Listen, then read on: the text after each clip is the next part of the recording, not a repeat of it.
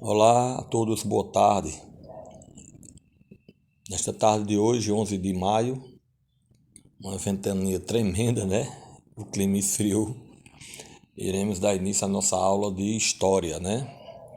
Dos oitavos e nono, aceleração, né? A, B e C. Por que A?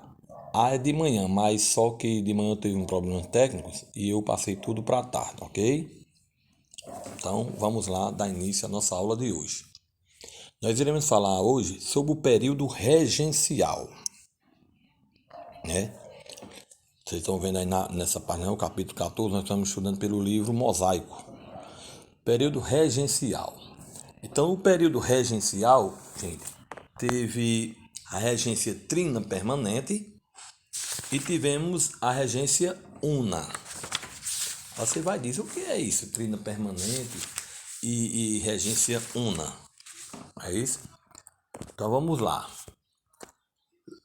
Vou passando aqui a página para vocês verem aí, na página 249. Vamos ter aí o que? Após a abdicação de Dom Pedro I, Pedro de Alcântara, seu herdeiro de apenas 5 anos de idade, não poderia assumir o trono. Então, Dom Pedro foi para Portugal e deixou seu filho Pedro de Alcântara. Só que ele só tinha apenas 5 anos e ficava impedido, né? Então, entre 1831 e 1840, 9 anos, o império foi governado por regentes, sob a forma da regência trina provisória, em 1835, e da regência trina permanente, de 1831 a 1835, e das regências unas, né? Que foi até 1840, certo? Dentre essas mudanças, tem as principais, que foram estabelecidas pelos regentes na organização política e administrativa do Império, formaram, né, a criação da Guarda Nacional, milícia mantida pelos grandes proprietários e o ato adicional de 1834, que criou as Assembleias Provinciais, para atender os liberais exaltados, favoráveis à autonomia provincial, e a Regência Una, para atender os liberais moderados, favoráveis à centralização do poder. Ok? Então, ao longo desse período, né, regencial, muitas províncias se rebelaram contra o centro do poder político, que era localizado na antiga capital do país, que foi a segunda, foi Rio de Janeiro, não é isso? E alguns casos declararam-se independentes do Brasil. Por exemplo, na Bahia, no Maranhão, né, eles se declararam independentes no sul do país, na região norte. E daí deu início às rebeliões, né? As revoltas. Por exemplo,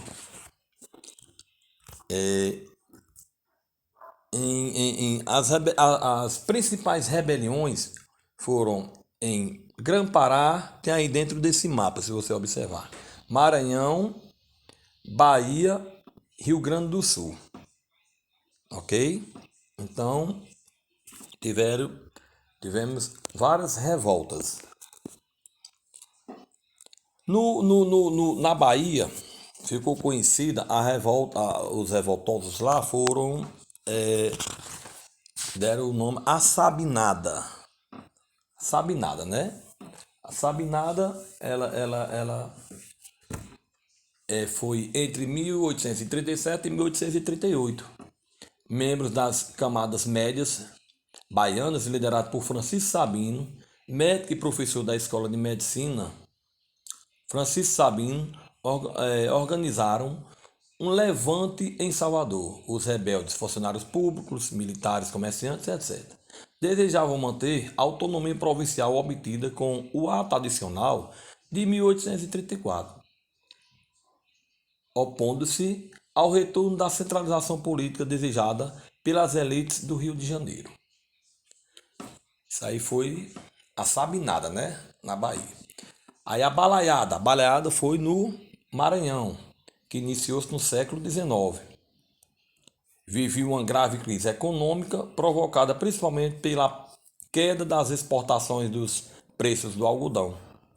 A elas se somavam-se outros fatores de insatisfação, como os impostos elevados, a disputa pelo controle do poder entre as elites locais e a miséria da maioria da população. Teve também a cabanagem. A cabanagem foi em 1835 também, na região norte, no Grã-Pará. Era composta por indígenas, mestiços e negros, revoltou-se contra os membros da elite. Visando melhores condições de vida, os rebeldes tomaram a cidade de Belém, que é a capital do Pará, né, do estado do Pará, proclamando uma república independente na província Grã-Pará. E por último, a Revolução Farroupilha, né, que deu início desde a independência. Os estancieiros do Rio Grande do Sul reivindicavam maior autonomia provincial e o fim dos altos impostos sobre o charque. Charque, gente, é aquela carne de vaca salgada, né? Carne seca, que chama jabá. Então, os gaúchos que não tinham condições de competir com a região platina, né? Essa região platina era no vizinho país, o Paraguai. Além disso, vários desses proprietários promoviam intensos contrabando de animais com o Uruguai. Ou melhor, com o Uruguai, não Paraguai, desculpa. Onde também possuíam terras e gado. A tentativa por parte do governo regencial de limitar essas transações estimulou sua revolta, que eclodiu em 1835. Então, teve a Revolução Farroupilha. Não é isso? Então, vamos lá. Dando continuidade. Ao longo do período regencial, muitas províncias se rebelaram contra o centro do poder político, né? Na Bahia, escravos males colocaram em execução um plano de revolução em Salvador em 1835. Então, você vai dizer o que é os males? Então, quer dizer o que? Males, o termo, quer dizer muçulmanos, certo? Os males eram africanos, muçulmanos de várias etnias, né? Nangos, madignos, gesses e etc. Né? Então, eram africanos, não é isso? Tivemos também a revolta do rural dos papamés. Por que esse nome papamés? Olha aí por quê. Em referência à sua principal fonte de alimentação, que era o mel silvestre. Né? Vamos lá, continuando. Então, envolvendo escravizados, trabalhadores livres, pobres ou grandes proprietários de terra, essas revoltas revelaram aos regentes uma complexidade e multiplicidade de demandas apresentadas nas províncias e ameaçaram a unidade territorial brasileira. Esse quadro resultaria no golpe da maioridade, coroando Dom Pedro II com apenas 15 anos de idade. Por quê? A diversidade de projetos políticos e de sociedade para a nação alimentou o separatismo e rebeliões locais contra o poder central. Entender o processo histórico de formação de cada uma das províncias do Império permite compreender a articulação que resultou na unidade territorial brasileira. No estudo desse período histórico, é possível perceber que quilombos, indígenas e a população pobre tinham um projeto social e demandavam melhores condições de vida. A insatisfação desses grupos se uniram à dos proprietários de terras e comerciantes em momentos de crise econômica. É possível notar também que o governo reprimia violentamente revoltas e manifestações. Então, aconteceram tudo isso nesse período regencial, né? Principalmente as revoltas. Aí eu vou aqui perguntar a vocês, voltando aqui à tela, as principais rebeliões regenciais, onde foram?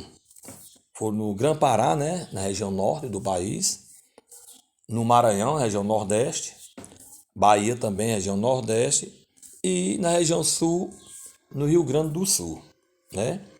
Que elas, cada uma tiveram um nome. Na Bahia, né, a Sabinada.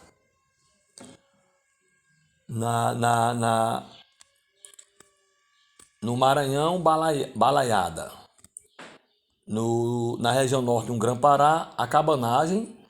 E a Revolução Farroupilha em Rio Grande do Sul. Ok?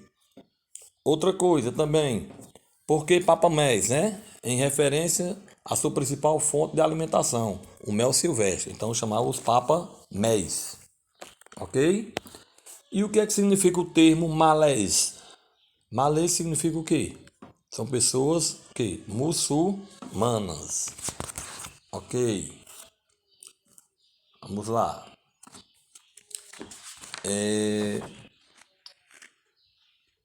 Quais as formas de resistência negra e indígenas à escravidão? Qual foram as formas de resistência? Por meio de fugas e formação de quilombos, certo? Já falei o que significa o termo malês, que significa muçulmanos, não é isso? Vamos lá, dando continuidade. Qual era o objetivo da Sabinada? Quem sabe?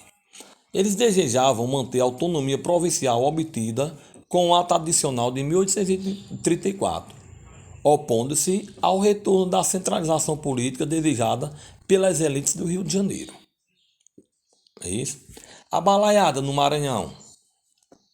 No início do século XIX, eles viviam uma grave crise econômica, provocada principalmente pela queda da exportação e dos preços baixos do algodão.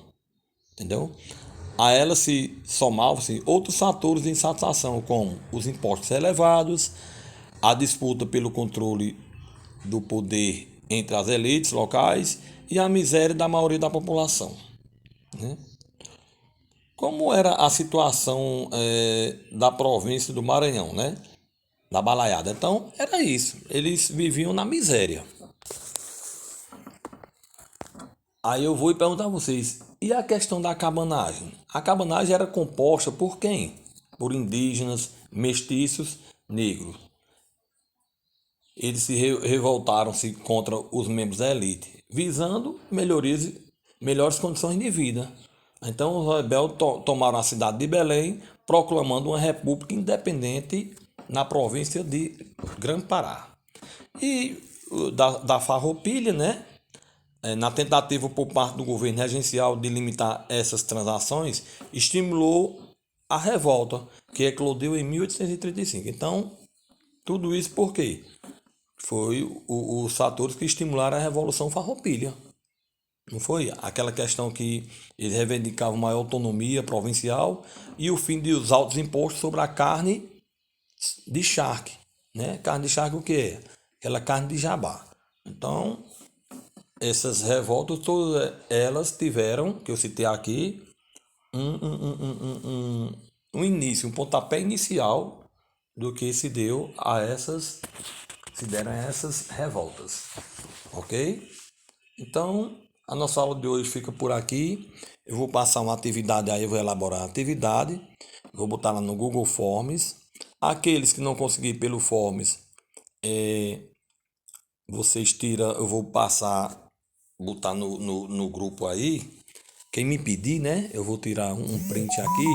Aí quem me disser, professor, eu não estou conseguindo mandar pelo Form. Porque o Form é o seguinte, gente, quando você entrar lá, que você marcar as questões ou responder, você tem que esperar, enviar, certo? Aqueles que não conseguirem, ou vai até a escola buscar, né?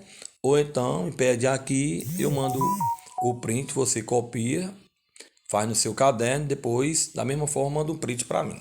Tá certo? A todos, boa tarde. Desculpa pelo atraso da aula de manhã do oitavo, aceleração oitavo e nono A, né? E é isso, as coisas, às vezes acontecem um problemazinho, né? Então a todos, bons estudos, tá certo? E até a próxima aula.